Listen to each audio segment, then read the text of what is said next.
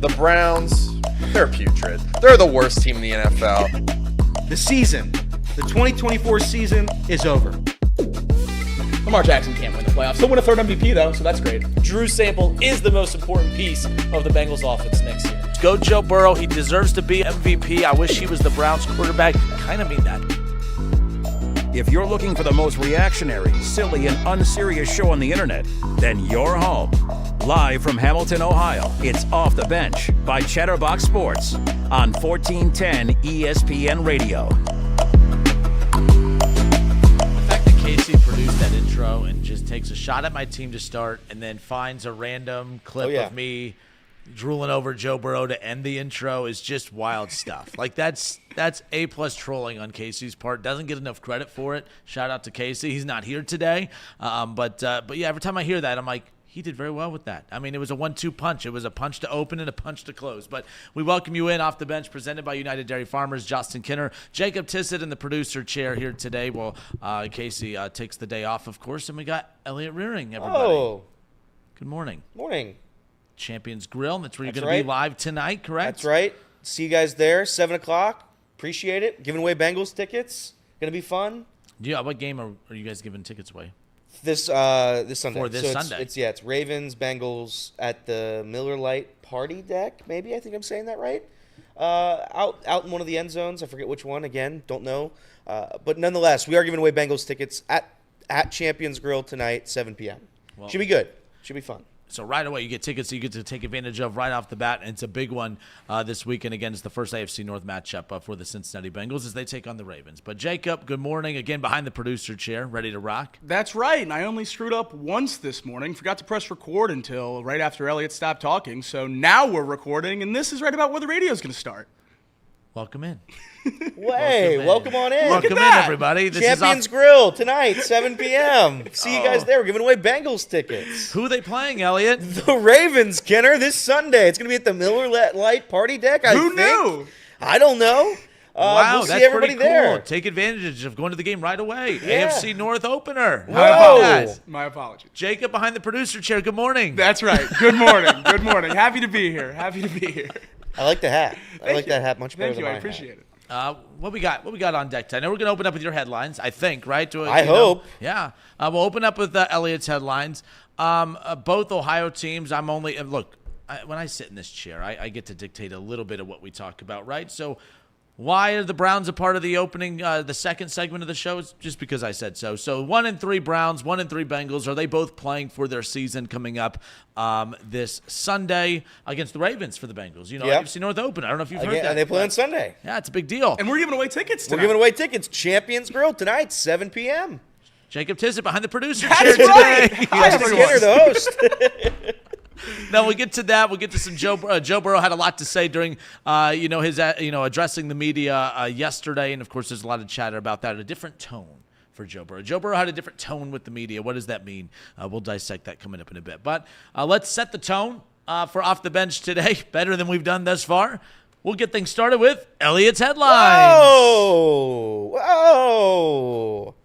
Are they playing? No, they're not. I'm just making sure. Elliot's headlines, ladies and gentlemen. The Tigers, they advance to the ALDS. They sweep the Astros 2-0 in the wild card round, winning yesterday 5-2. Some Tigers fun facts for you. The Tigers are the fourth team in MLB history to win a playoff series after being 10 games back of a playoff spot at least 110 games into the season. The only other three teams to do that, the 2011 Cardinals, the 1969 Miracle Mets, and the 1964 Cardinals. What do those three teams have in common? They all went on to win the World Series. Another fun fact, 16 players in the MLB playoffs make more money than the entire Detroit Tigers roster combined. It's pretty good. Yet the Tigers are still here playing. They're up next for the Tigers, the Guardians. Hopefully the Tigers win that, as somebody who has a future on the Tigers. The Royals, they sweep away the Orioles. They win yesterday 2-1. Bobby Witt comes up big against comes up big again with an RBI base hit in the sixth inning, which ended up winning the game. The Yankees are the team that await Kansas City.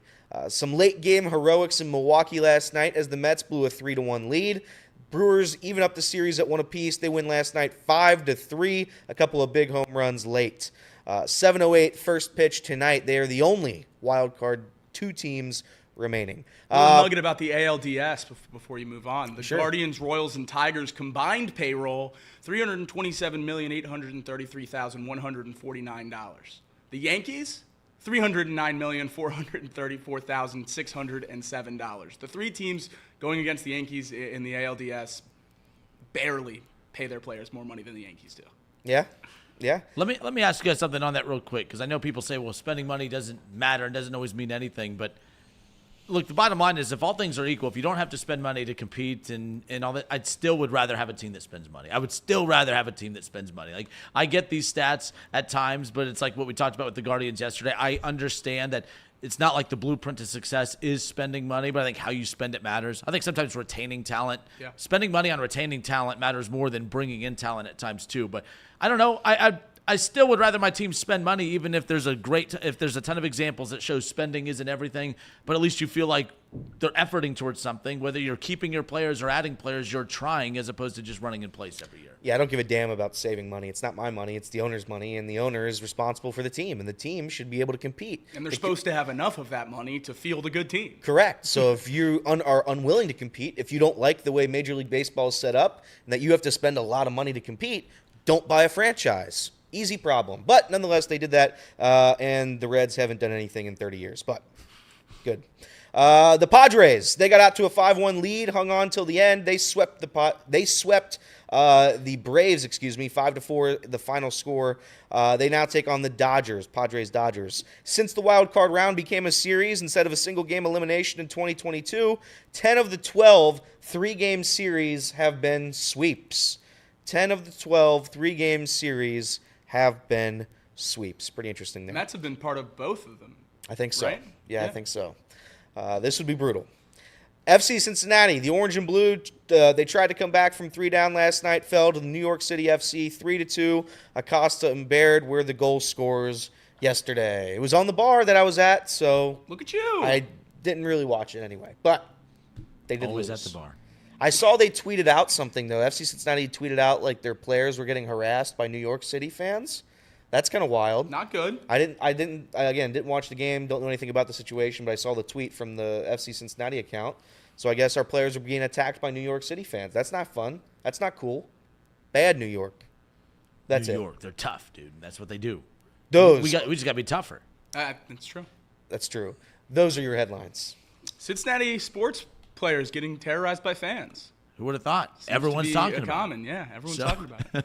No, what didn't get really mentioned throughout this week too was it Chase Brown, was it when he was exiting the field, just had a drink dumped on him. My thing is that we hear so much about this like horrible fan behavior. Have you guys ever gone to a game and witnessed horrible fan behavior? What's the worst fan behavior that you've experienced like in person, or have you experienced that? I feel like I don't really see anything other than just common chirping. Like obviously, I'm a 20-year-old guy that likes to drink a few beers at a baseball game. Me and my friends get down there and chirp the players every now and then, but never pouring beer on guys or like crossing any kind of lines. It does always catch me off guard as a guy that does like to, mess with the opposing team when he goes to games, that a lot of people do go this far and pour drinks on guys when they're walking out of the stadium. It just is crazy to me. It's low-level human stuff. Usually there's not enough fans at Great American Ballpark to experience this type of behavior. But I went to a game with my friend. I won't tell his name. I went to a game with my friend a long time ago, about, 2018 maybe. It was when the Reds were really bad. 2017, 2018. We were sitting out in the outfield, and my friend had a couple beers, and he goes over to the Cardinals bullpen, and it was maybe Segrist. I don't know who was over there pitching for the Cardinals, but he just kept shouting his name like the Pirates fans did to Cueto all those years ago. Cueto. So he just did that for I'm saying 2.5 innings.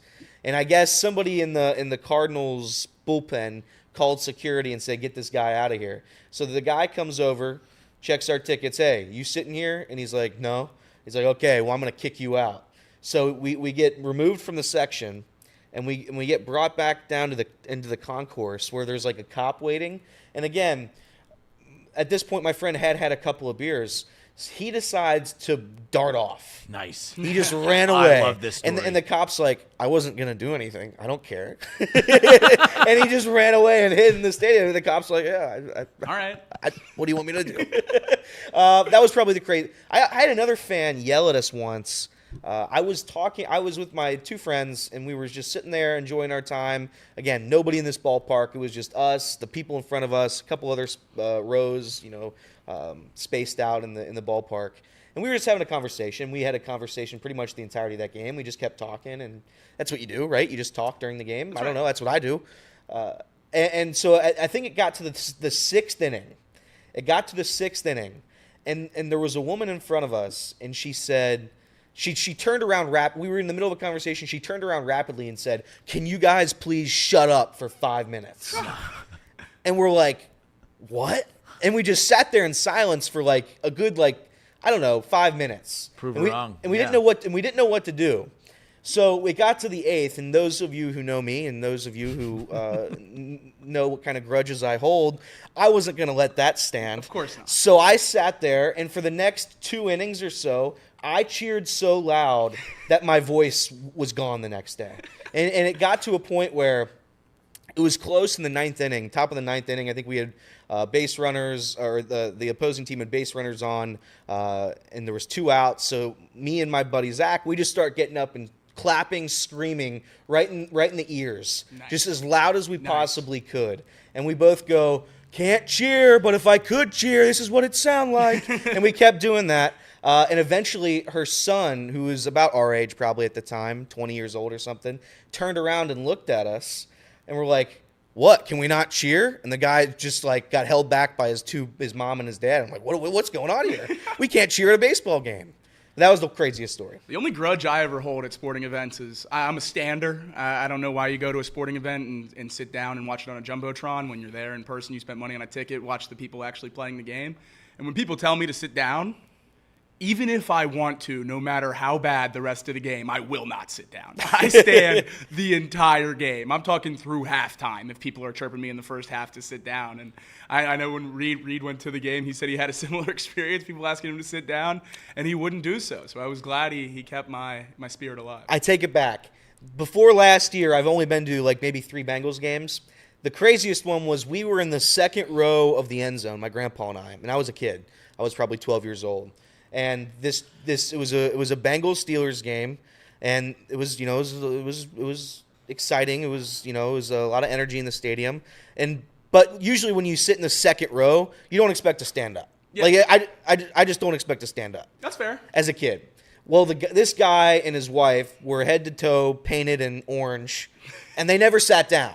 Well, you can if you're going to paint yourself. Correct. So the seats are green. That's why it's the jungle. If they get the orange paint on them, who would know? So they never sat down, and it got to a point where there was a couple next to my grandpa and I, and they were trying to defend me. They were like, hey, and they tapped this guy on the shoulder. This guy, this crazy human covered in orange paint, and they're like, "Hey, can you please sit down for the kids so he can see?" He's like, "No, I bought a ticket. Why should I have to sit?" Those stories exist all the time, and it's like I never know who's right or wrong. I'm like Team Jacob, where it's like, hey, we bought a ticket to come cheer on our team. If you want to just sit on your ass and just watch the game quietly, why don't you just do it for free in your living room? But at the same time, personalities are all different. There are introverted people out there who go to games, and they're not trying to bring the attention to themselves. I'm sometimes introverted. I have all my friends when I go to games, they like to be the ones that are heckling and screaming and all that. And I feel like, I feel like every person in the stadium is stopping to stare at us, and I get embarrassed, and I have no clue why. But yes, it's just weird, the different vibes at a game that people have. I'm certainly not saying everyone has to stand. When you go to the game, do whatever you want. I just have a problem with the people that think they can control what other people are doing at a game that they spend money to go to. That's where I get annoyed. Yeah, no, that's what I'm saying. I don't think anyone's right or wrong. Right. I think it's just everyone thinks it's weird. Yeah, I figured out a long time ago I wasn't built for Bengals games. I figured out a long time ago. It's just crazy down there. I'm not gonna lie. So last year, going to Reds games when they started to take off in June, and I'm like, man, I like that they're good, but this sucks. Like, because, I'm used to, taking getting the tickets from work. I would always take 4 tickets so that me and my wife, we could sit in the 2 middle seats and make sure we have buffer seats on the outside so that no one comes and sits by us. But you have limited tickets when the ballpark starts to sell out regularly. Not that it was selling out, but it was always full in the lower section or whatever. But I kind of, the bad part about when they get good is the fact that, well, now you have to sit next to people, and I hate people. I hate people as far as that goes. The one ballpark experience too I had, it was last year towards the end when no one was going to the Reds games in like September, and someone was just sitting there minding their own business, and they actually went to go check on the ticket, and I was like, what are we doing? There's no one sitting around him, and they actually made him go back to sit up top, and I was like, what is happening? That is the worst. So, being the nice guy that I am, I had access to our station tickets, so I went and I got that guy a ticket, and I said, hey, go sit right there. That's your seat. I got your ticket for you. I got it. It was available on our work. So I gave him the ticket and let him sit there. It was the great. I felt like, So the guy came back down again, and I was like, hey, don't tell the guy you got a ticket. Just come right back down and sit here. So I got his number. I sent him the ticket. I go, when you get that ticket, come sit here, but don't tell him that you got. So the guy came down pissed, tried to throw him out, and the guy just slowly just held his phone up, and he had the ticket to the seat. The guy was really just confused as to how all of a sudden magically he had it, but yeah, there you go. All right, this is Off the Bench presented by United Dairy Farmers, Chatterbox Sports on YouTube, ESPN 1410 Wing AM in Dayton. All right, the Bengals 1-3. They got the Ravens this coming up weekend, of course, and it does seem like a different vibe from the team right now. That urgency is definitely there. There was kind of a panic after an 0-3 start, but now there's urgency with the 1-3 start because you got that first win. You check that off. But now what do you do after that? You got that first win, but a 1-4 start. How likely is it that the Bengals could still continue to fight for the playoffs and have something to play for in 2024? Are the Bengals playing for their season coming up this Sunday against the Ravens? We'll discuss when we come back. We'll be shorter here.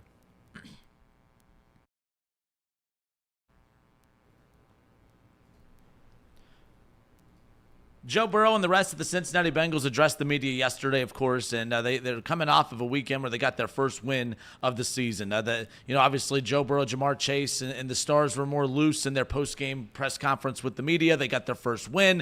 It feels good to win. You should enjoy a win, but much different vibe with the players who were addressing media throughout this week, including yesterday. Joe Burrow, not that he wasn't friendly, not that he was rude or anything, but it was just quick to the point, was not trying to, get to know every single person in the room. It was just the urgency is there. You could tell that there is a definite different vibe when it comes to where the Cincinnati Bengals are at in this season. They are 1-3. We've talked about the rest of the AFC being where it's at. No one has really, grabbed the AFC by the throat and has taken a stranglehold on it. But a 1-4 start is not ideal, and especially if you drop to 1-4 with a loss against a division rival in the Baltimore Ravens and you lose at home, that's a big deal. But is it a big deal to the point to where the season is over? Jacob, are the Bengals playing for their season? Is the season on the line, as crazy as that sounds, 1 month in? 0-3, I felt there was panic. 1-3, I just feel an increased sense of urgency. Is the season on the line against the Ravens this coming up Sunday? I don't know that the season's on the line, but a lot of the goals we had going into week 1 are certainly on the line. I think if we lose this game, wild card is still definitely in the cards. Making the playoffs and making a run is something I firmly believe this team can do. If you get in as the 7th seed, I'd still take Joe Burrow over almost any quarterback they'd have to line up against. So I'm still confident in that sense. But I think if you lose to the Ravens here, you're looking at an incredibly uphill battle for the AFC North, and you're probably out of any kind of top seeding conversation. I think the AFC North hangs in the balance here. I think any chance at a miracle run to get back in 1 seed conversation certainly hangs in the balance here. And it's just because you dug yourself such a big hole. If you're 2-2 right now, we were talking about this last night. If you're 2-2 right now, how different does this feel? And it doesn't matter who that second win came against. The fact that you have a chance to be 1-4 playing against a really good team in Baltimore, I'm nervous because a lot of stuff can be knocked off the table here. But a loss, I'm not throwing in the towel on the season. I think the Bengals can still battle their way into the playoff because, as we talked about before, the AFC just doesn't seem to have that many locked-in teams that are going to be in the playoffs this year. So I don't know that the Bengals necessarily need to have 11, 12 wins like we've talked about before in the AFC. I think 9 or 10 probably gets you in. So that's still on the table, but a lot of things definitely end with a loss this week. Yeah, if the Bengals lose this week, it's going to be tough to seriously consider them to be a Super Bowl contender in my eyes. You can compete, you can still win games, you can still make the playoffs. But at some point, the tide does have to turn a little bit. You would be 1-4, and at that point, 2-4 against after the Giants game, when I thought 4-2 was a realistic expectation for the first 6 weeks of this season. It's not. It wouldn't be ideal. It wouldn't be ideal at all. So, yeah, I'm gonna say this is fighting for our season. This is fighting to prove that we're able to beat these good teams, good caliber teams in the midst of an easy schedule here. And it is an easy schedule. There's no doubt about it. Still a lot of easier opponents later on down the stretch. But this would be a big win in the division where last year you struggled pretty much every divisional game. So that's the biggest part for me. Divisional games mean more. It means more in the AFC North. And the Bengals need it. There's no doubt about it. And it kind of goes back to what you said, the goals for the team coming into the season, you kind of got to scrap those, and you got to reassess what the goals are now. The goal right now is just to get to the playoffs. Right. Win enough games to get to the playoffs, because if you win enough games to get to the playoffs, that means you were able to overcome the defensive deficiencies. We talked about yesterday, it was breaking news in the middle of the show, that there is some reinforcements coming. Now, how much will that help? I mean, it can't get worse. So that's kind of where we're at this point. But you start looking at that schedule. It's one thing just to talk about. It's one of the easier schedules remaining in all of the NFL. You start looking at it from the perspective of, and I heard someone called into the show yesterday and brought up the fact that, well, we could talk about the easy schedule all we want, but that was based on the expectations of who the Bengals are going to look like. That schedule's not easy when you look at how bad the Bengals have been to start the season. I'm like, you're obsessing with the 1-3 record. Yeah. You're obsessing with the 1-3 record. I don't think this Bengals team is playing that poorly as far as from what their strength is. We know they're going to be poor defensively, but every team in the NFL has a part of the ball right now that is causing them to lose games early. Hell, the Chiefs are 4-0, and like I said, I still don't feel as confident about them as I do the Bengals' ability to turn it around unless the Chiefs add some weapons if they don't get help on the offensive side of the ball. Now, I look at the schedule coming up. Throw 1-3 out. And just look at what's ahead. Yes, let's just have the mindset of the Bengals have the worst defense in the NFL. It's embarrassing. You can run on them, you can pass on them, you can do whatever you want. Cool. Look at what they have coming up. These are the quarterbacks that are facing this bad defense. Like we've talked about Jaden Daniels, it was kind of embarrassing that a rookie quarterback did that to you. If he wasn't a rookie, he'd be more heavier in the MVP conversation at this point, a month and some change in. But these are the quarterbacks that the Bengals defense has to go up against. Outside of, obviously, Lamar Jackson coming up, the Cincinnati Bengals, when you look at what's coming up, you got Daniels with the Giants. You got Deshaun Watson with Cleveland. Jalen Hurts is a big name, but he's been a big flop ever since he led the Eagles to the Super Bowl 2 years ago. The Raiders with Gardner Minshew. You do got the Ravens again, but Justin Herbert's a very, very good quarterback, but that's a very, very bad offense. The Steelers. And then, of course, the Cowboys. I think that could potentially be a loss just based on the explosiveness of the Cowboys' offense, but who will the Cowboys be at that point? The Titans, the Browns again, the Broncos and Bo Nix and Justin Fields or / Russell Wilson and the Steelers. The bottom line is the defense is going to put Cincinnati in bad spots a lot the rest of the way. But look at all those quarterbacks left, those offenses. I'm not confident that they can outscore Joe Burrow on a week-in, week-out basis. So that's why I'm like, if they lose this weekend, it's not ideal, but I don't think they're playing for their season. I think that 1-4 start is a horrendous start. But I look at what's coming up for them. I know the defense is bad, but those offenses, none of those I think can match the explosiveness of the Bengals outside of one more with the Ravens and then, of course, the Dallas Cowboys. The rest, I'm not confident in any of those offenses to keep up with Joe Burrow and the Bengals in a shootout. Yeah, no, I absolutely agree. And I think if the team that played the last 3 weeks played week 1, we are 2-2. I mean, the Bengals scored less than 20 points, and they've put up, and not 30 against the Chiefs, but still enough offensively to win that game. And then the last 2 weeks scoring over 30 points, and we've seen how the Patriots continue to look. If this version of this team the last 3 weeks played in week 1, we're 2-2, and none of this like doomsday talk is even up right now. So I'm very confident in the way this team looks. I don't know that there's a team in the league with a bigger discrepancy from the two sides of the ball, how bad the defense is to how good the offense is, or even vice versa. Maybe once your defense clicks it in, if the offense can't get going, maybe we'd be looking at a similar thing in Cleveland. But, yeah, I think most teams, even the best offenses, have defenses that are better than ours, which scare me. But I think our offense can score on anyone. That's why I'm not out on the season. Like you said, you lose this game, those quarterbacks, I just don't think they can score 30, and I don't care how good their defense is. I have faith that Joe and the Bengals offense can. This is Off the Bench, presented by United Dairy Farmers. Justin Kinner, Elliot Rearing, Jacob Tissett, who's in the producer chair, hanging out with you here today. Again, the Bengals, are they playing for their season? I haven't taken a look at the chat right now, but we'll kind of get a sense of what people feel as far as that's concerned. Are they playing for their season? As far as the other team in the state of Ohio that nobody cares about, but why not? I'll throw them out there. Cleveland, they're 1-3. Not all 1-3s are created equal. The Bengals are 1-3, and there's still a lot of hope and optimism that they could turn this around. 1-3 for Cleveland. I'm not sure if it's the same vibe over there, and I'm a Browns fan. I'm panicking about this week. I do think if the Browns drop to 1-4, it's over. It's over. They have the toughest schedule in football remaining the rest of the way, and their offense, although there is some positives to take away from Deshaun having, he had one of the, for those advanced analytics, he had one of the best performances of quarterbacks this past weekend. Obviously, didn't put up a ton of points. So there's something to feel good about that, but by the time you get Nick Chubb back, by the time you get David Njoku back, by the time the offensive line heals up, I think it's going to be too little too late. A 1-3 start against the easiest part of your schedule, you should have been 3-1, maybe pick up some losses when you start facing some tougher teams, and then overcome that once you get fully healthy. The problem is they drop the ball on the easiest part of their schedule. It only gets tougher from here. You got the Commanders coming up, who's the hottest team in football arguably right now. I don't know. I think Cleveland is definitely playing for their season, and if they lose, I think their season's done after this weekend, if that's the case. You drop to 1-4. Do you talk Jameis?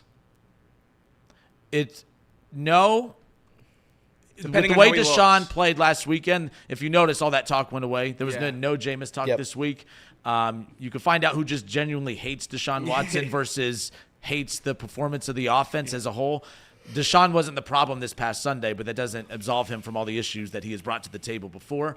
But if he plays like that again back-to-back weeks, that would actually be the first time in his Cleveland run that he would put together back-to-back good games, which is wild. So if he plays well this weekend and they lose, no, I don't think we're having that talk. But there's talks of the Devontae Adams move. I'm like, I don't know, unless he's an offensive lineman. I don't know what that accomplishes for you. They're looking at D-Hop again, not the kicker, but DeAndre Hopkins with the Titans as they're off to a horrible start. Again, not sure what that accomplishes. Get Nick Chubb back, get David Njoku back, but that offensive line, that's still a huge, huge problem. You guys don't care about the Browns' offensive line. You're happy about the Browns' offensive line. Yeah, I am But a little bit. That's kind of where I'm at with that. With the Browns. I'm trying to find the number of teams that have made the playoffs after starting 1-4. I'm trying to find that. The most recent list I have is the last team to do it was the 2020 Washington Football Team. Nice. The WFT. They started 1-4. They won the NFC East. Do you remember what the record was when they won the NFC East that year in 2020? Was it 8-9? Oh, I guess it would have been 8-8. 7-9. 7-9. 7-9. Nice. They won the NFC East. Nice. That was the last team to start 1-4 and make the playoffs. At least on the information I have. If somebody else has different information, I don't think you're making the let me know. AFC playoffs this year with 7-9. I don't think so. 7-10. I don't think so. So you are playing for your season. There's no doubt about it. I think so. That's why I said earlier, not all 1-3s are created equal. Bengals can be 1-4. Their season's still very much alive. 1-4 for the Browns with the toughest schedule remaining. Everyone's excited about Nick Chubb being back at practice. I'm like, by the way, do you guys think he plays Sunday? No. I don't think so either. So everyone, because I saw a lot of people yesterday were calling into the show. The Washington Commanders have one of the worst run defenses in the NFL. Yeah. Well, that's good for, the guys they have who are actively playing. Nick Chubb's practicing, and they're going to ease him into this. Before he's back to getting the full brunt of the carries, I think we're 2 or 3 weeks away. The season's done. You're 1-4. The season's done at this point. He has a 21-day window now that he practiced to get activated onto the roster. I think he's going to use every day of that. That's I don't 3 think weeks. We'll see him for 3 weeks. If I had to guess, I don't know why you'd rush him back, especially at 1-3. If you're 3-1 and you're getting into some tough games, then maybe we have a different conversation to try to really pick up some steam before you get into the bulk of that schedule. But rushing Nick Chubb back at this point would be crazy to me. Doesn't make any sense. Doesn't make any sense. Other team in the AFC North, the Pittsburgh Steelers, their names being thrown out as well for why am I drawing a blank? The receiver. Devontae Adams. My apologies. Man, they went hard after Brandon Ayuk in the offseason. It sounds like they were very close to acquiring him, but they didn't get it done. They're very aggressive in going after a wide receiver. As much as I like to bang on Justin Fields and say that, hey, I'm not a believer, I feel like they're not being aggressive with going after a receiver unless they feel confident about who they have in the quarterback room. If they felt it was a big problem in the quarterback room, I don't think they'd be as aggressive going after a wide receiver. Is it that? Or are they looking at it as we need to have a wide receiver in case we do in case we do find ourselves with the quarterback? You look at the Sam Darnold situation with the Vikings. hey, good for them. They could have traded Justin. We don't have a quarterback, so we're going to trade Justin Jefferson. Yep. We don't have a quarterback, so we're not going to be aggressive with the up. They kept Justin Jefferson not knowing what the QB situation was, and they've benefited from dropping Sam Darnold in there. Is it that they do have confidence in Justin Fields, and that's why they're going after a receiver? Or is it, hey, we got to keep this roster in a situation to where when we do find a quarterback, it's just drop and go? Through 4 weeks, I would expect the Steelers to extend Justin Fields after this year. I don't know how you can watch the Steelers offense and think they need much more to be a competitor. The defense is great. We know how Mike Tomlin runs his team. He doesn't want to spend $50 million on a quarterback. That would lose a lot of money that he wants to put into that defense and into the trenches. The Steelers' O-line has gotten a lot better because they've used a lot of draft capital on it, but it's still not great. A lot of those first-round picks are struggling, so I think they're going to use the money elsewhere with elite weapons, try to get elite weapons, try to get an elite offensive line, and keep the elite defense. And I think getting Justin Fields for a middling quarterback extension is exactly the recipe for success for Pittsburgh. So through 4 weeks, I think that they're just going to try to put everything around him to help him succeed for the rest of the year and into the future, because what have we always said about Justin Fields in Chicago? If he had a perfect situation, he'd be fine. And a lot of people knocked that for him, but there's a lot of quarterbacks like that in the league. Are we saying Sam Darnold didn't need a perfect situation to be great? Baker Mayfield got in a pretty good situation in Tampa, and he looks great.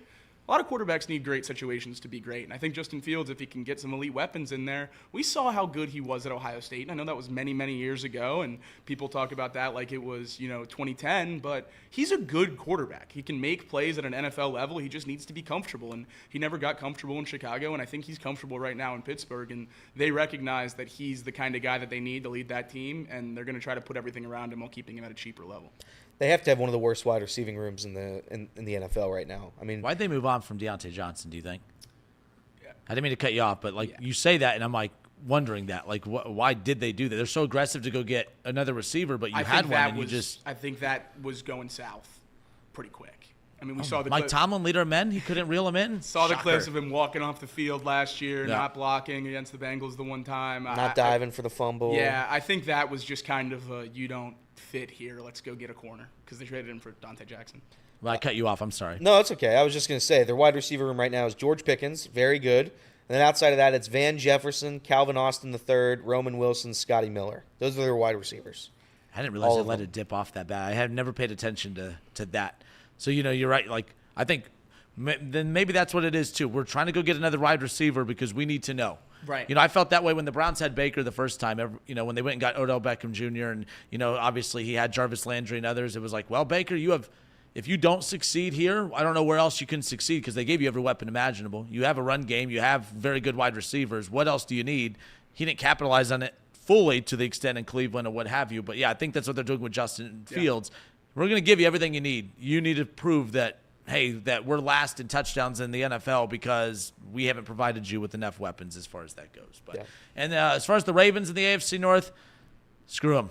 That's right. I'm over the Ravens. All right. I think that's right. At this point, we're fans of teams who are in desperation mode. I'm not pulling for I don't care about Derrick Henry being elite and being great right now. I don't care that they're a fun story. Not a fun story. I need the Bengals. I am a big Houday fan this week. I need the Ravens to lose this weekend. I don't want a team to start pulling away in the North. So I'm Houdaying it up with you guys this weekend. I might lose my Browns fan card, but is what it is. Off the bench, presented by United Dairy Farmers. We'll step away for a few moments. When we come back, Joe Burrow says he has to be damn near perfect this weekend. Do you agree? Does Joe Burrow have to be damn near perfect? We'll get to that next. Short segment.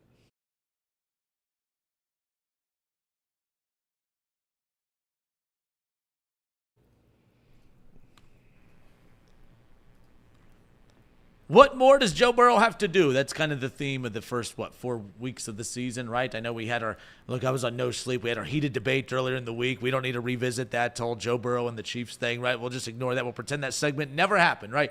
But look, there was, I remember when Tom on his show, and by the way, we do have Tom Brenneman's dialed in coming up after this show later on today.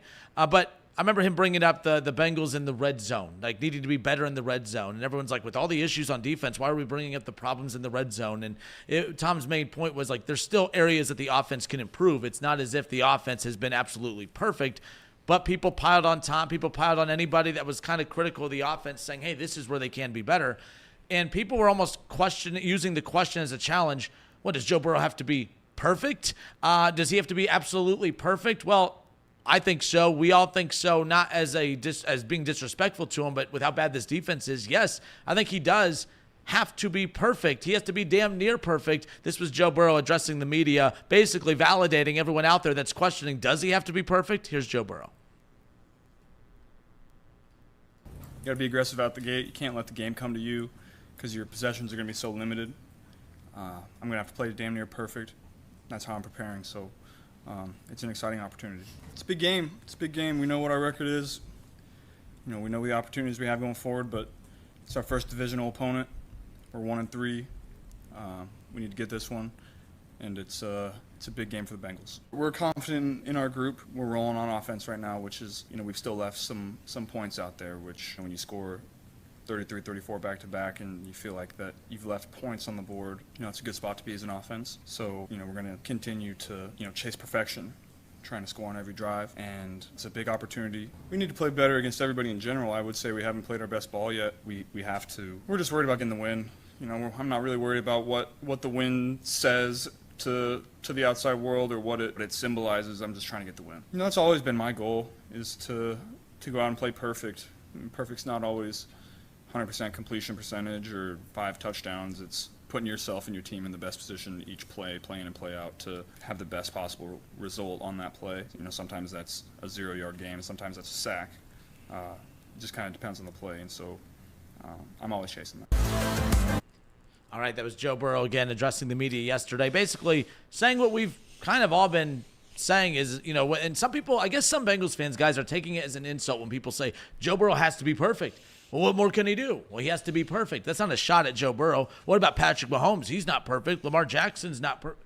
We're not saying that they are, but those guys don't have to be. Right. When the defense for the Ravens is as solid as it is, when you add a Derrick Henry, Lamar Jackson doesn't have to be perfect. Patrick Mahomes, he damn sure hasn't been perfect. They're 4-0, but he doesn't have to be perfect in their winning football games. It's not an insult to say that Joe Burrow has to be perfect. It definitely isn't. I feel like Bengals fans take that as an insult. Joe Burrow has to be perfect. Oh, why does he have to be perfect? Because that defense is bad. They have deficiencies. He has to overcome a lot of those deficiencies. He's proven that he can overcome deficiencies in the past, sacked 70 times in a season where he led a team to a Super Bowl. Yeah, I think he does have to be perfect. And you heard Joe Burrow say it yesterday, have to be damn near perfect. I don't think that's a criticism. Whether it's fair or not, that's the reality of it. For this Bengals team to turn it around, for this Bengals team to get to the playoffs, for this Bengals team to beat the Ravens on Sunday, yeah, I think he has to be damn near perfect. I think there's two different meanings of it, though. I think you can say, sure, to give the Bengals their best chance, Joe Burrow has to be as good as he can possibly be. He has to be perfect. But then there's the thing where if you lose, right, and you say Joe Burrow had to be perfect, and you look at the stat line, and it's like, that might not be perfect, but that's as close as you can get, right? I think there is I know we're saying the same thing, he has to be perfect, but I think there's one that has a negative connotation and one that has a positive connotation when you say it. Right now, for Joe Burrow during that press conference, that was a positive. He has to be as good as he can possibly be to give the Bengals their best chance to beat the Ravens. But I don't know how you look back at some of these games. I'll talk about the Chiefs, for example. No, he wasn't perfect. But if Joe Burrow doesn't play for the Bengals, they don't win. They don't score points in that game. They don't come close to being in contention for that game. He had a big fumble, lost the game because of that fumble.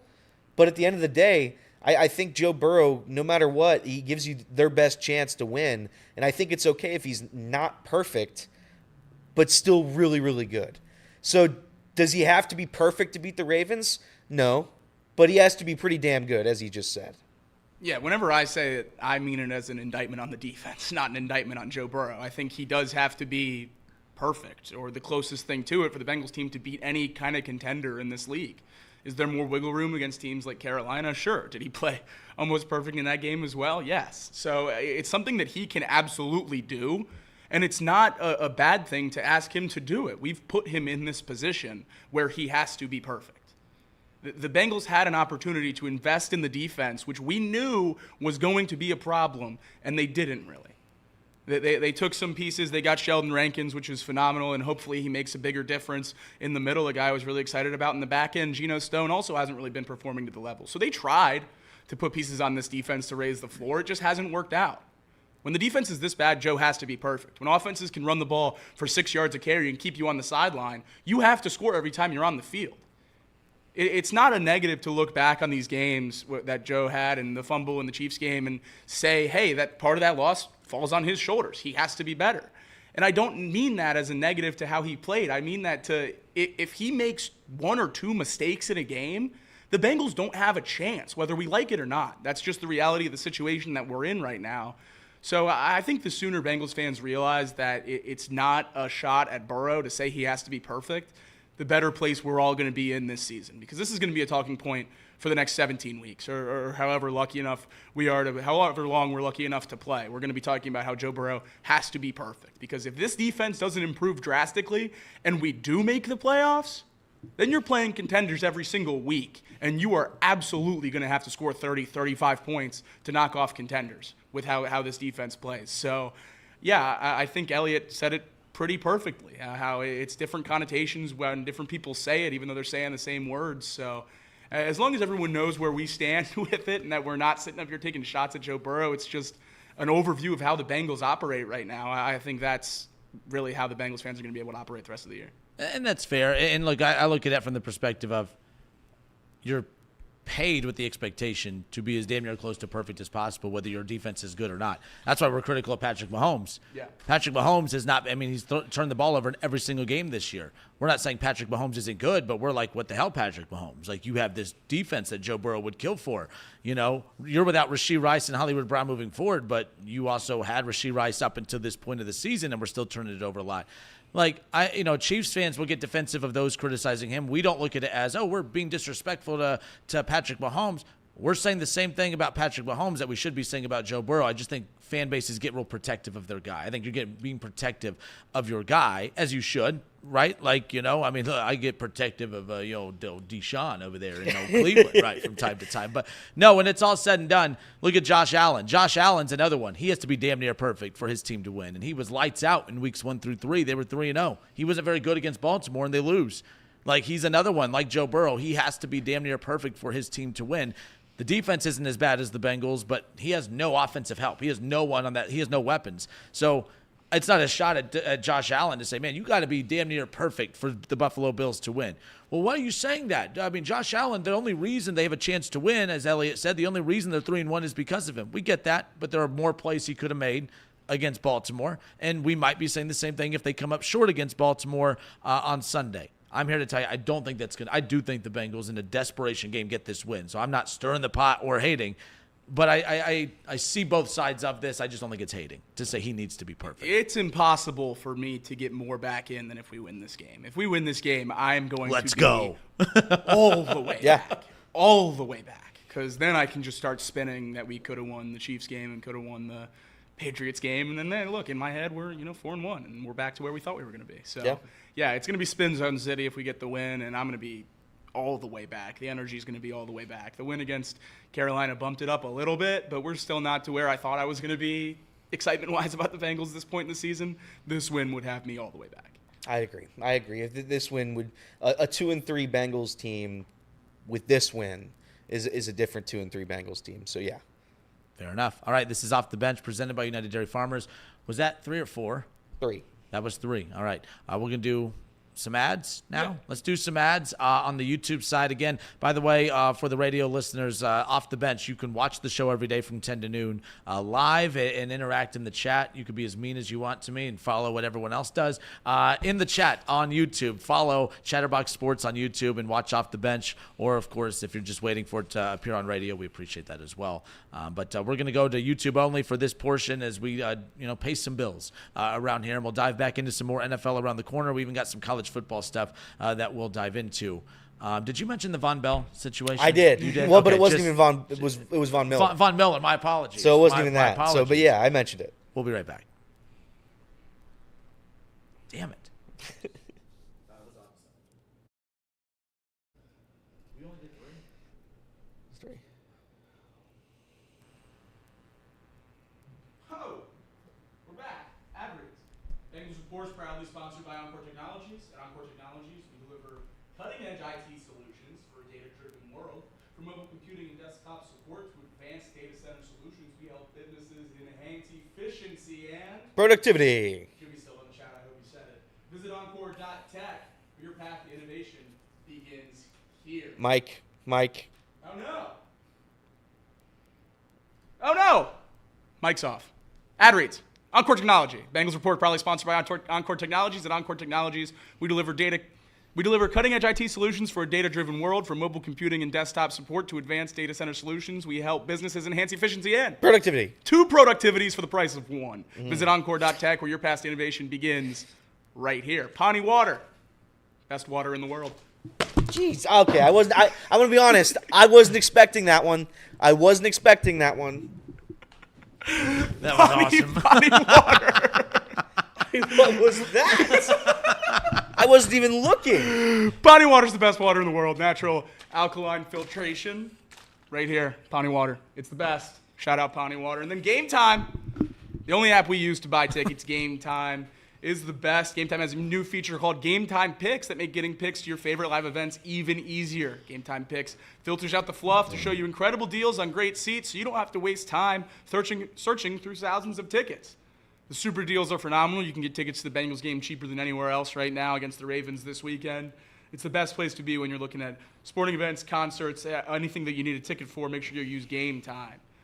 Curation makes it easier to save more on sports, concerts, comedy, and theater. Toggling on the all-in pricing feature shows the total up front with no surprise fees at checkout.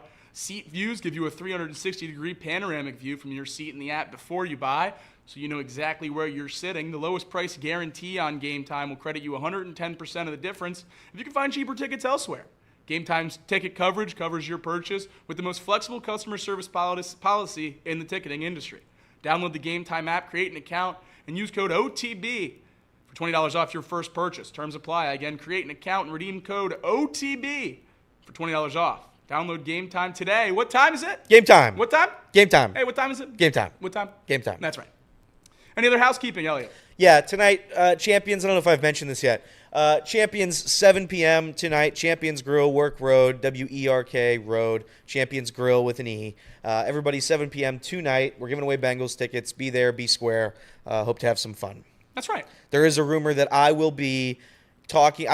It'll be a quick part of the show, but I have been asked to interview at least one question to Xavier baseball players. That's big time. So if you're a fan of Xavier Musketeers, I believe there will be 2 Xavier Musketeers there, and I will have to be forced to ask a question to them. But looking at you, Mouse Cow. I won't mention the Bearcats when I interview them. Okay. I might do it. You probably will. I might do it. Almost certainly. And then, guys, just one other Chatterbox Bengals nugget. Last night, we filmed a great video, Craig and I, with Gridiron Grading, a nice draft analyst guy off of Twitter. That's available anywhere you listen to podcasts. It's up on the YouTube as well. Super good insight to how the Bengals have succeeded and failed in the draft since 2020, since they got Joe Burrow, and how it's led to the roster to where it is right now. A lot of these surprises aren't necessarily surprises when you look at how the Bengals have used their mid and late round picks in the past. So definitely a super interesting video. Make sure you guys go and check it out, podcast or YouTube. But that's it for me. Let's head back to the radio.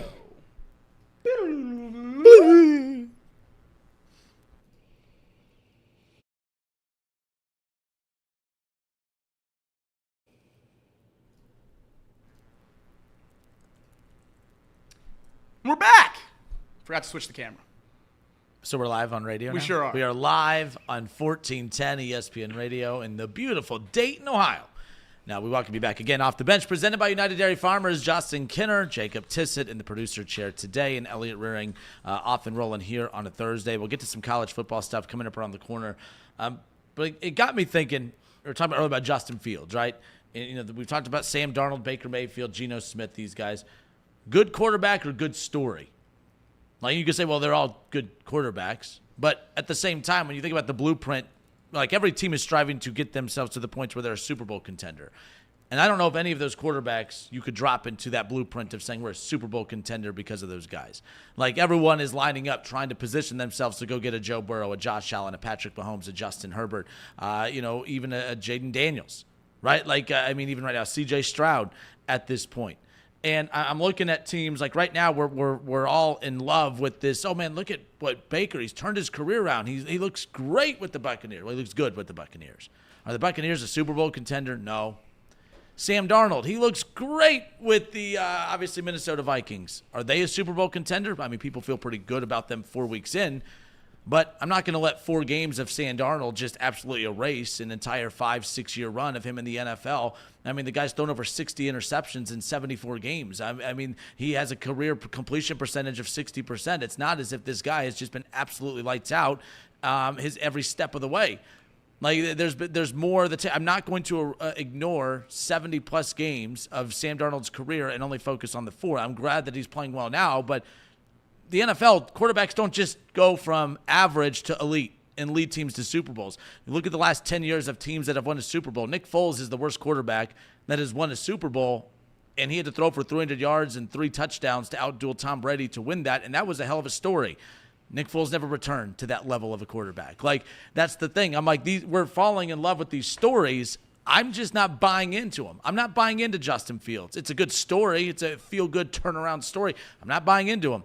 Because at the end of the day, Justin Fields will start to look the part for a bit, and the Steelers will win games with him, but then they'll lose in the playoffs. Then they'll lose again in the playoffs. And then they'll lose a third time, and you'll be like, oh, yeah, maybe he's the guy that can't get us to where we want to go.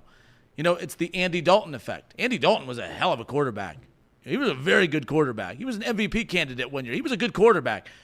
Bengals fans, you never once felt like, oh, we have something special with Andy Dalton, and there was a ceiling that you can get to with Andy Dalton. You loved that you were making the playoffs for a consecutive year stretch, but there was a certain point where, yeah, I think we're limited with Andy Dalton. Imagine what happens if A.J. McCarron wins that playoff game. That would have been sports media dream fodder right there. I would have loved it, right? But, like, there's a ceiling. Andy Dalton's a good, feel-good story. He wins games, but he's not the guy. You know, Baker Mayfield, he wins games, but he's not the guy. Justin Fields, he's starting to win you games, but he's not the guy. Sam Darnold, he's the one I'll keep an eye on more than the others because statistically he more than looks the part 4 games in, but I can't ignore the 70-plus games before. Geno Smith, the prime example. You have Jackson Smith and Jigba. All right, you have all these weapons in that wide receiving core. You have Kenneth Walker. You have a very good defense. What's missing? I feel like if Aaron Rodgers is their quarterback, they're Super Bowl favorites out of the NFC. If you put Joe Burrow with Seattle, they're Super Bowl favorites. That tells me Geno Smith, he's good enough to win with. He's good enough to get – he's not the guy. So while all these are good stories and everyone wants to – man, I think Justin Fields is the real deal. Baker's the real deal. Sam's the real deal. At the end of the day, if you're a fan of any of those teams, there's going to be a certain point where you're like, yeah, he's good – but we need the Joe Burrow. We need the Aaron Rodgers. We need the Josh Allen. I don't know. Like I said, they're good stories, but good quarterbacks, franchise quarterbacks, I'm not buying it. In fact, I think these are the worst quarterbacks to have because these teams are going to run in place for a while. And the Bengals ran in place for a while with Andy Dalton. But, man, Joe Burrow with those teams in the early 2010s, with those defense, I mean, we're talking about how bad the defense is now. Imagine one of those defenses that you had back in the day. Yeah. That would have been something, right? So that's all I'm saying with this is the most dangerous quarterback in the NFL is the Andy Dalton, the Baker Mayfield, the Justin Fields, Sam Darnold, Geno Smith. Those quarterbacks where they're good enough to win you games, good enough to make you feel like you can get the job done, but ultimately when we get to the type of the season that matters or the time of the season that matters, they're going to come up short, and then we'll be out on them like we do with most. They're good stories right now 1 month in. I'm just not sold that any of these teams are legit Super Bowl contenders with any of these guys under center. Yeah, I call it QB purgatory. I think it's the worst place to be in the entire league, and it's what I talk about every time draft season rolls around. Just because you don't have a quarterback doesn't mean you reach for a guy that's not the guy. Having a guy that's good enough to go 10-7 is the worst quarterback to have. You would rather have Daniel Jones or Bryce Young going 2-15 so you can draft their replacement. I 100% agree with you that those guys. I thought you were going to disagree. I'm shocked. So no, continue. No, I 100% agree with you that those guys are the worst types of quarterbacks to have. If you don't have a top 10 quarterback, you should not be extending them for big money. We saw it this year with Tua, Trevor, and Jordan Love. Jordan Love maybe could take that step and be a good contract extension. I'm not all the way out on him yet.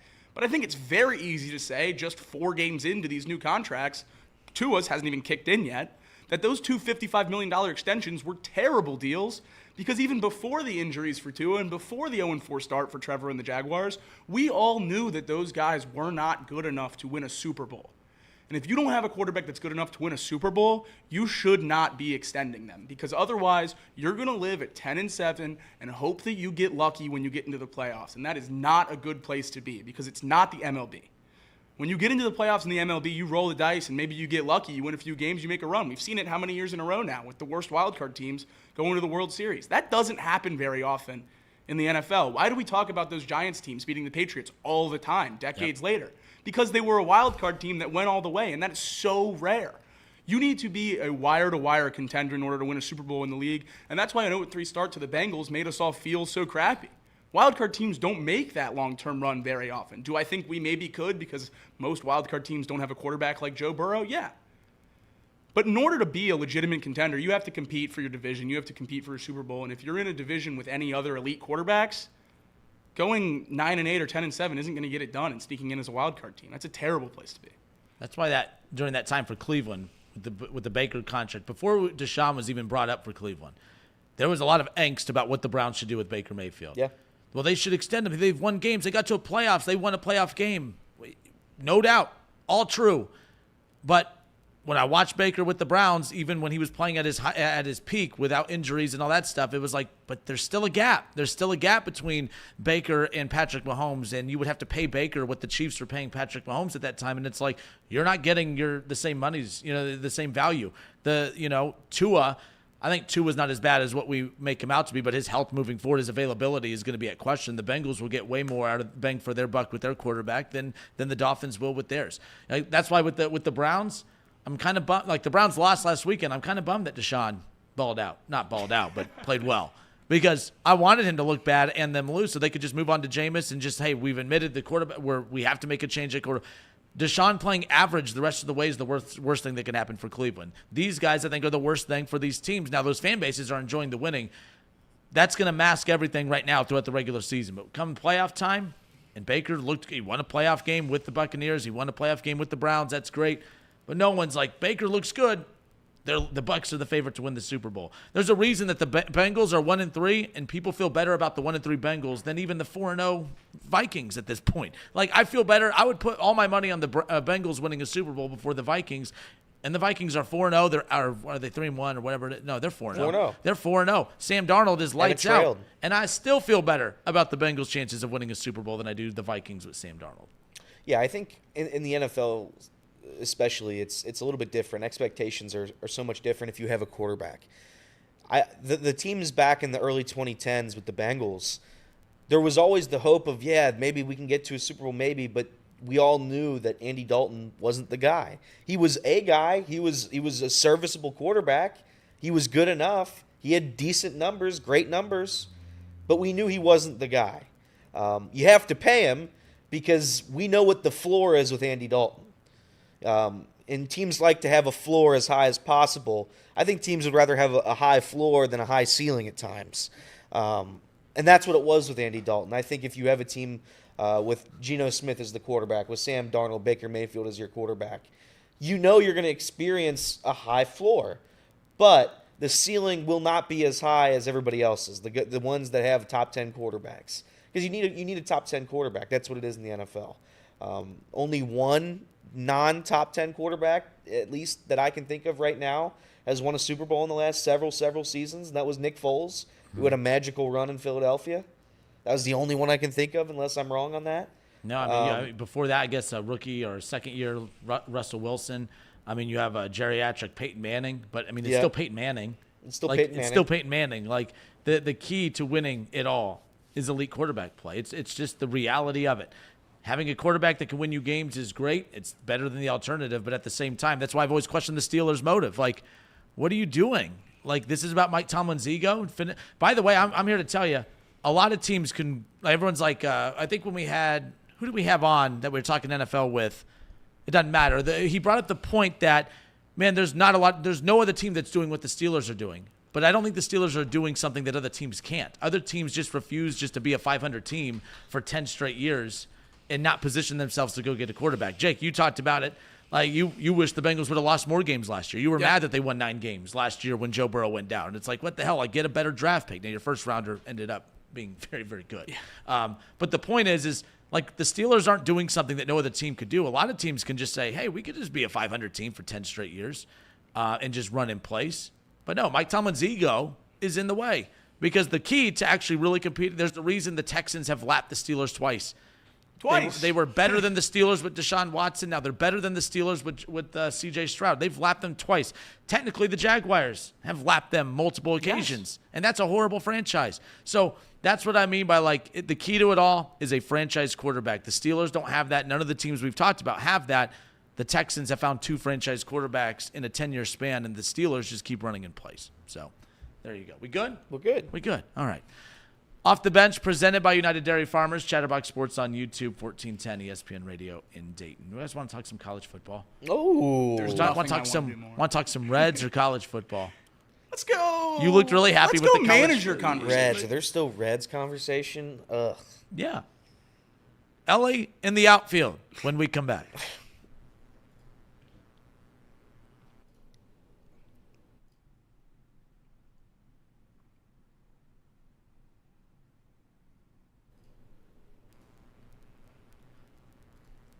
College football.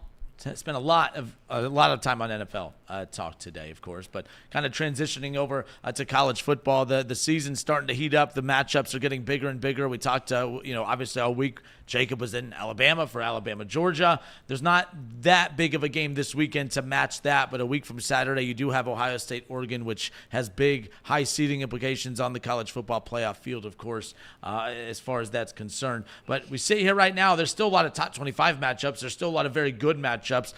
Are there any matchups that you've circled that you're like, oh, this is what I'm going to be doing? I will not miss this game coming up this weekend, Jacob. The main ranked matchup of the weekend, SEC matchup, number 9 Mizzou goes to Kyle Field and plays Texas A&M. And the last I saw, Connor Wegman wasn't going to play. The starting quarterback, 5-star recruit for Texas A&M, and he has not looked great so far this year. So that's something I'm definitely keeping an eye on, because if their backup's able to perform, then he might not see the field again at Texas A&M. So that's a super interesting game. And the first test really for Missouri, a team that I don't necessarily believe in so far, but a lot of people do. Obviously ranked top 10, have some exciting skill players. So I'll be interested to see how they look for sure. Not a ranked game, but a Big Ten matchup that I think is really, really interesting. Rutgers travels to Lincoln to play Nebraska. Nebraska a 7-point favorite, but Rutgers undefeated. Both of those teams, Nebraska looking to get back into the poll. Rutgers, if they win this game, will probably be ranked. So a big-time game in the Big Ten this weekend. Other than that, a lot of duds, but next weekend is one of the best schedules of the entire year. So we'll take a sort of a week off this week, I think, for high-energy college football after last week, Bama, Georgia. I'm sure that drained everyone watching on TV, as well as me down there in Tuscaloosa. So a nice little relaxing weekend this week. Not a lot of huge games on the slate, but Boise State, a 27-point favorite against Utah State, and Ashton Jeanty is minus, what was it, Elliot? Minus 3,500? Minus 3,500 anytime touchdown score. I think it's That's over. what you guys sent last. I mean, it's plus 110 first touchdown. Yeah, even money pick 'em. 2 touchdowns, minus 250. 3 touchdowns was minus 155, I think. Minus 155 for 3 touchdowns. I saw his over-under was like 198 or something. Oh, yeah. It was 175 last game. We all thought it was a joke. He had 210.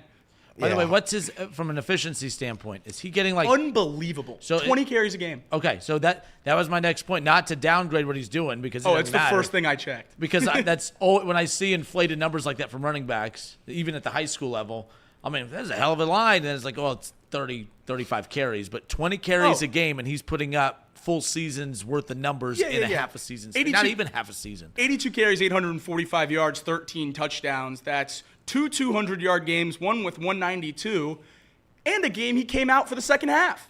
He only played the first half against Portland State, only got 10 carries for almost 200 yards, 127 yards against Portland State in the first half, came out for the second half. That's insane. So 845 yards, 13 touchdowns on about 20 carries a game through 3.5 weeks. Unbelievable. In today's He's pacing college to tie football, Barry Sanders. In today's college football, it's all about the passing game, right? Like, for him to do that, and if they make the playoff, and if they, like, you're looking forward to that matchup coming up. I mean, the Heisman, it sounds silly right now in September. No, it's October. Whew, that's hard to wrap my mind around at this point. But in October, there's still a lot of football all October, all in November left to be played. But, like, if they make the playoff, I don't know how he's not at the top. I mean, forget just the invite to New York, but at the top, because for a running back to win it in today's college football, it has to be overwhelmingly dominant. Well, we're 5 games in. We're 5 games in. You can't deny that has been overwhelmingly dominant as far as that goes.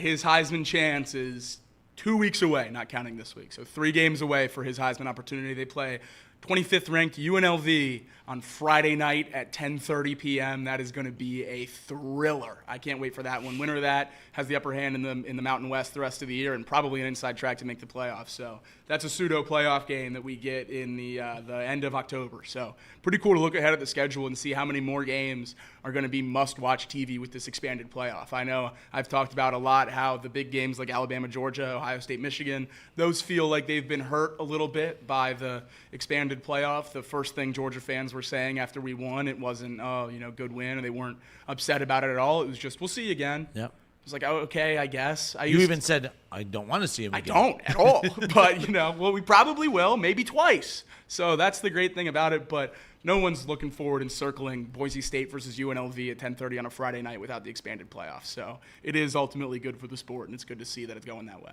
You had Alabama, Georgia last week, and I said how there's not that premier matchup this week, and you have Ohio State, Oregon next week. Technically, there is a team that has been probably the biggest joke and most embarrassing team in college football this season. As far as that team that has just fallen short of all expectations, and I feel like they're being left off the hook because it's not like there's not talent on this roster. This isn't, this team's just not as good as we thought. No, this team's just playing poor. Like, this team has just been bad.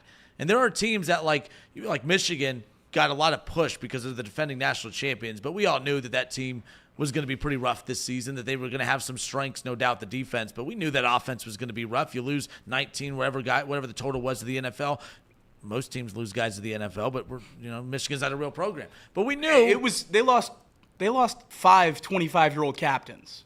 Valid. That's important. I mean, COVID super seniors built that team. They had to go. From one super senior to others, I don't want to disrespect them from that as far as that goes. But no, this week should have had the premier matchup being out of the ACC in Florida State and Clemson. Florida State's been the biggest joke in all of college football. There is no excuse. I don't know why we've just kind of acted like, they're bad, we're just going to put them off to the side. This has been as good of a coaching story as Norvelli was in the past. I think this is embarrassing. He has talent. There's talent on this roster. He is not winning. DJ Oyaglaway, I said that very fast. That was really good. I don't think one of those syllables was right. He got the end. He got the end right.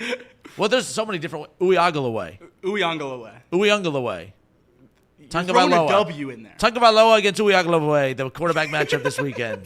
But with that being said, there's just so many players underperforming for Florida State, but I do feel like the matchup that I think let down everyone in college football this weekend, you could blame Florida State, because Clemson, Florida State should have been the matchup we circled to follow up from Alabama, Georgia, setting up Ohio State, Oregon next week. I blame Florida State for screwing over the ACC, because the ACC with Miami, Clemson has done a good job rebounding after getting beat down by Georgia in week 1. Florida State not holding up their end of the bargain.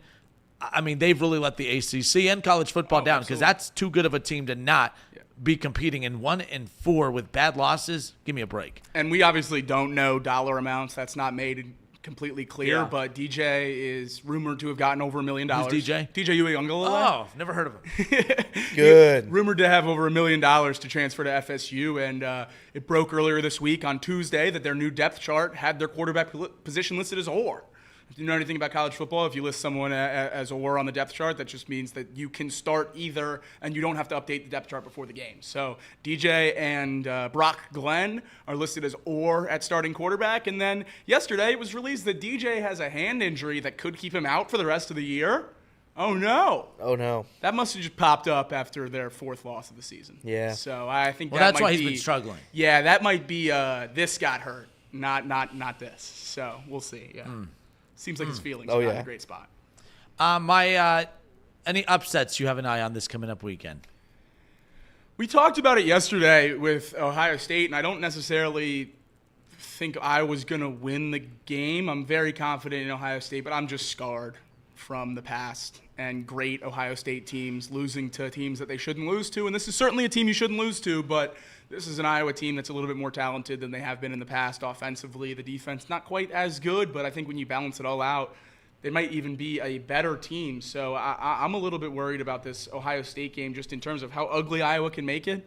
They have a Hamilton kid at running back who's pretty dang good, so worried about him coming back home. They asked him if Ohio State offered him, would he have taken the offer? to go to Ohio State, and he said no, he wanted to go to another Big Ten school to make sure he could beat them. So not great vibes for the Buckeyes going into this game, but I'm optimistic in that offense, and I think it's going to be a good win for the Buckeyes. First real test of the year, if you want to call Iowa a test. But how do we determine upsets in this room? Is it spread or is it ranking? Ranking. Because Texas A&M's -2.5, but they're playing number 9 Missouri. Ranking. Okay. Then I always go ranking. Then I think that could be an upset too. I think A&M could take care of business, expose Missouri as the frauds I think they are, and knock them out off. You know who's not frauds? The Bearcats. No, we're going to get to them. We're going to get to Bearcats coming up. I'm going to set you up for your Bearcats coming up here in just a few. I'm excited. I'm excited for you. I'm actually a fan of Sorsby, so I'm excited that there's something about the Bearcats that we can all agree on and talk about as a group, as friends. If the Big 12 had good officiating, the Bearcats would have won that game. Oh, that's that college football fandom I love right there. I love it. We're going to get to that real quick. With that, I forgot what the hell were we talking about? My apologies. It was Ohio State. With that upsets. Upsets. People, that's a tough thing. You asked about what's considered an upset, because there's been those situations where the higher seeded team loses to the lower seeded team, but Vegas doesn't count it as an upset because they were favored. Michigan's ranked 10th, and they're 2.5-point dogs in Washington. So that's what's setting me up to lead to that. Okay. Washington, I'm picking Washington. Too. I'm going Washington just money line. I'm just going straight money line when it comes to Washington this coming up weekend. According to ESPN Bet, I know no free ads, but that's the one I use. It's paid on radio. I know it's just not paid with chatter, so my apologies. But 2.5-point favorite Washington is. They are at home. Michigan 4-1. No one's believing in Michigan, although the AP still has them as a top 10 team. It's just one of those things where I feel like I'm cheating. I mean, at the end of the day, number 10 losing to an unranked Washington, I'm not convinced that it's an upset. I don't care. I don't care that there's a number 10 in front of Michigan's name.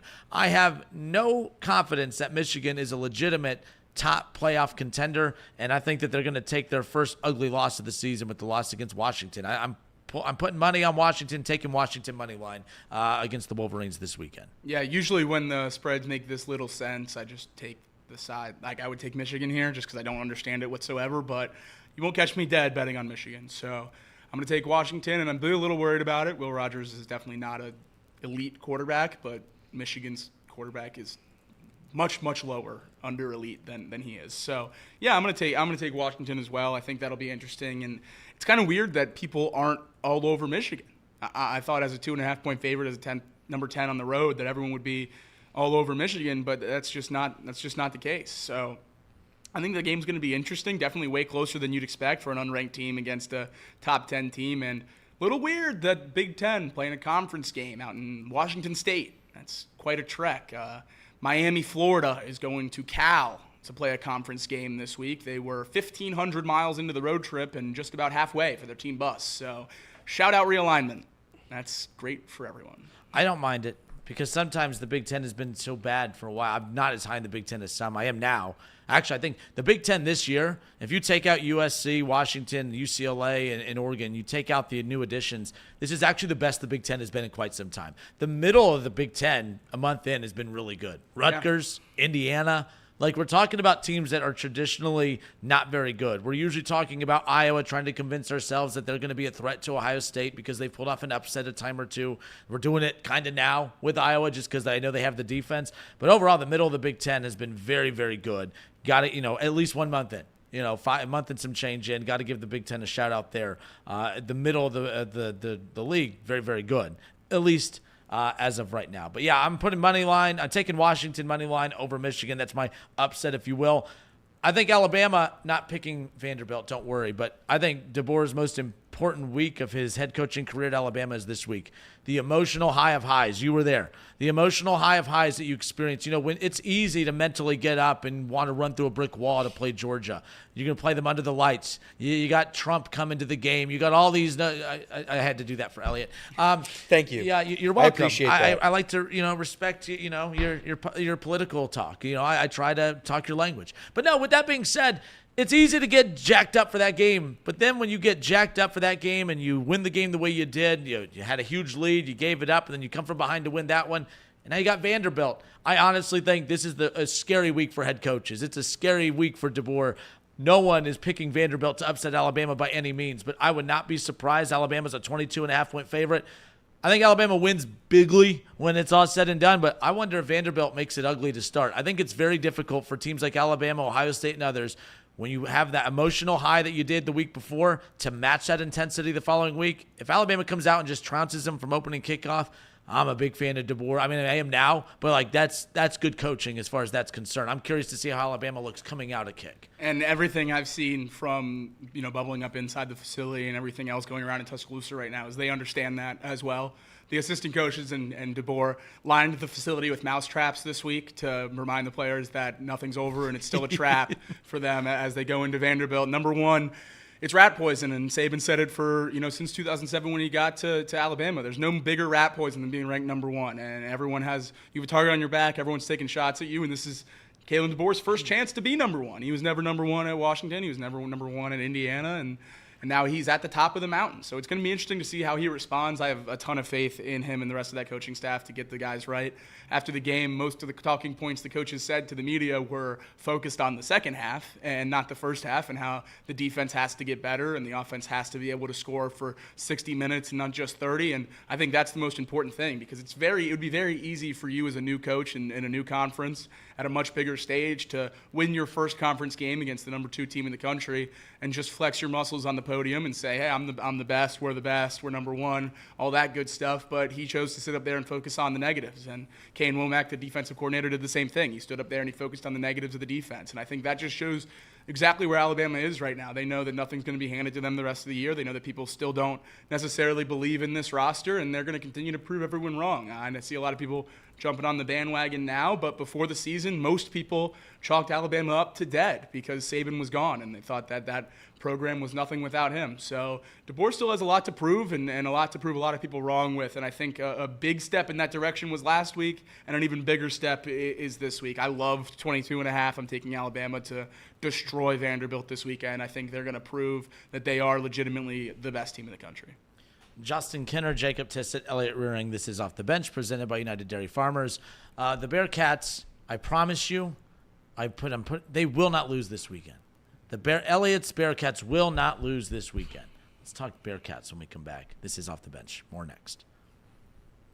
That was 5.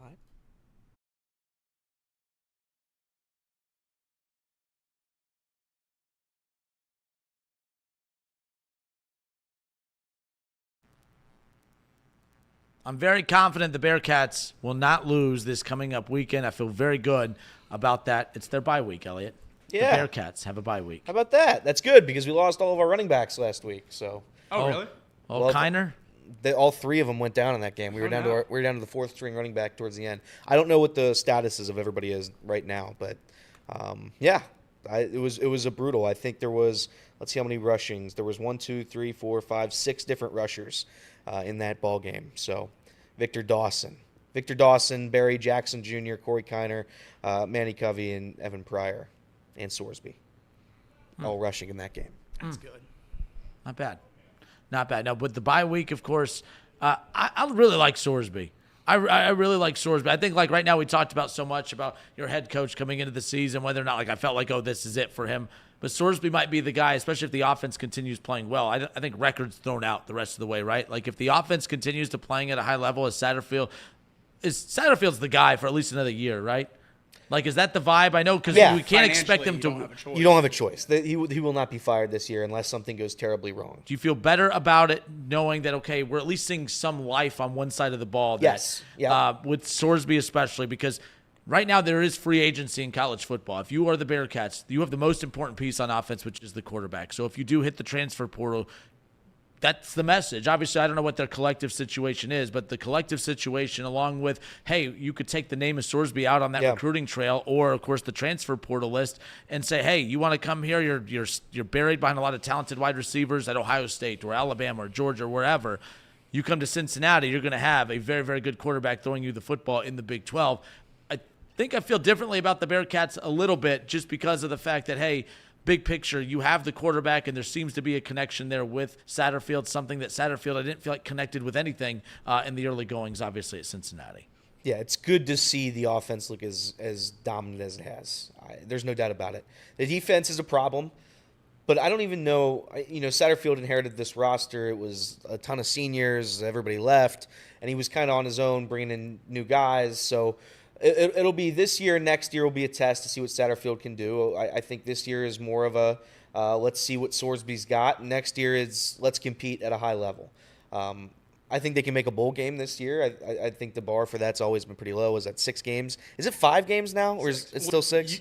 You can make it at 5, right? You can get in at 5 and 7, but it would require there to be under the bowl eligible teams going 6 and 6. Okay. So 6 and 6 is the line where you get to play in a bowl game. So 6 games. I mean, I think you can get that in the Big 12 this year. I don't think the Big 12 is the world's best conference in football at the moment. So saying that, I do feel better. I feel better about Satterfield. After the Pitt game, I think everybody freaked out because it was a brutal loss at home to a team that you probably should have beaten, a game that you dominated for 95% of it. But yeah, as of right now on October 3rd, 2024, I feel much better about Satterfield. I still don't love the Satterfield hire. I still didn't like it at the time. But if the offense is going to look like this going forward, I can't complain about it. So I'm going to say, yeah, I'm okay with it for now. Is he an offensive guy or a defensive guy? That was my next question, too. Like, what's his identity? If he's an offensive guy, this is great signs. I just don't have any idea. So. No, you're fine, because it's like the best thing going for him is the fact that there's an identity now. Because you can't be a head coach of a team that just doesn't have an identity. I mean, you look at Kirk Ferentz over at Iowa.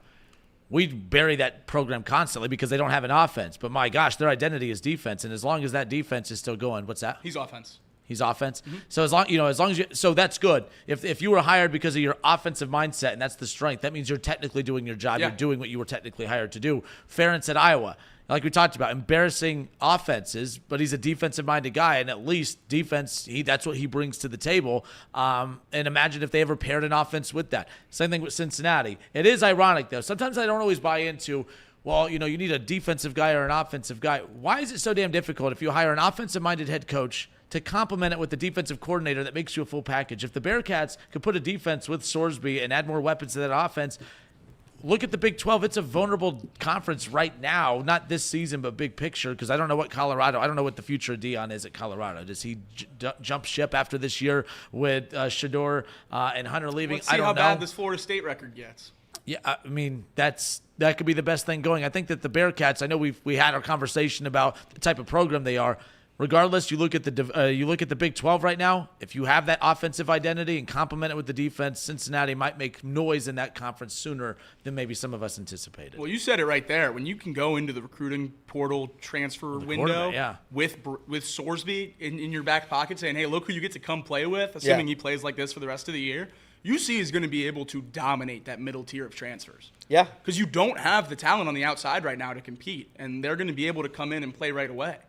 It's not a bad place for UC to be for the length of Sorsby's career. You just have to hope that you can find a guy in the next year or two while he's still here to bring in as a young quarterback to groom along. Because now, how many top quarterback recruits now have we gone through at UC that haven't panned out to what they were expected to be? I mean, Evan Prayer's playing wide receiver now. So, they've had their chances to get that guy. They finally got him out of the transfer portal with Sorsby.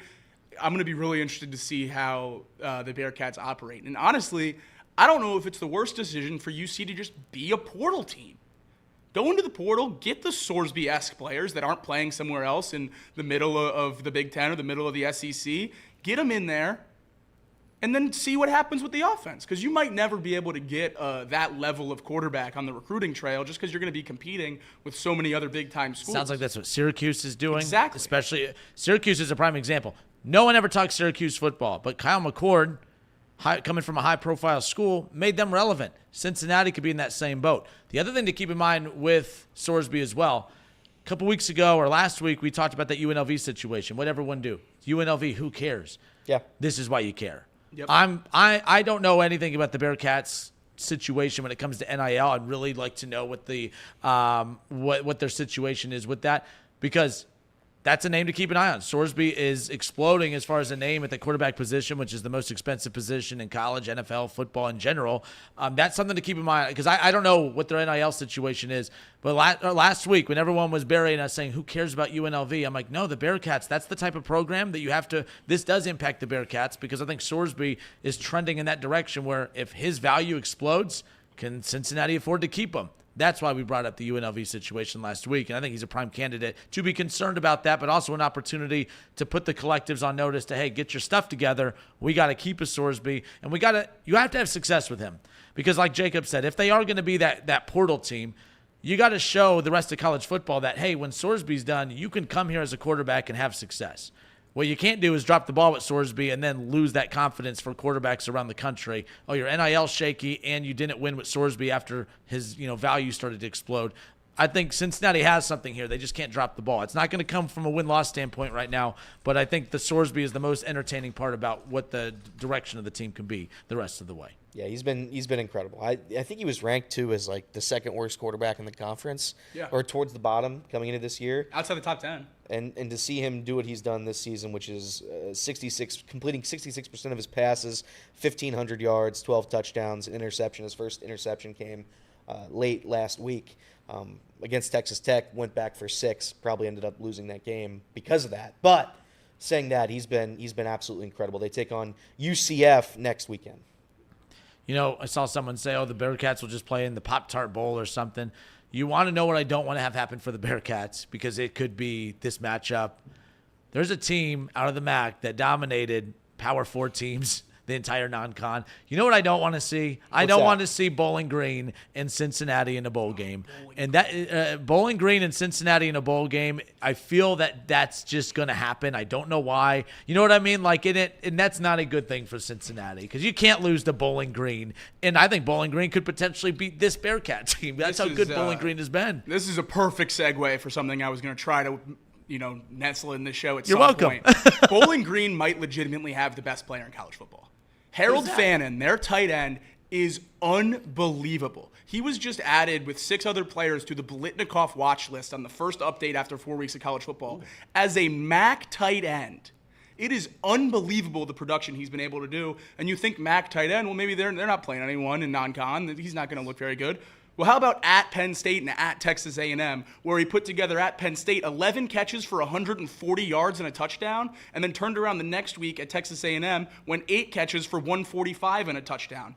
Oh, the next week they play Old Dominion at home? How about 12 catches for 192 and 2 touchdowns? Harold Fannin is a monster. I know everyone coming into the season thought Colston Loveland at Michigan was the no doubt locked-in tight end 1 in the draft, going to be the Mackey Award winner and all that stuff. Watch out for the guy in Bowling Green. Harold Fannin is legit. But yeah, I see that as a possible bowl matchup if the Bearcats are bowl eligible, just because why not? But I would want to stay away from Bowling Green. Oh, yeah. Bowling Green will get a big bowl win. You have an SEC quarterback. Connor Blazek's legit. So, there you go. He's from Kettering. Oh, really? Yeah. That's cool. He played at Alter. Nice. Connor Bazelak.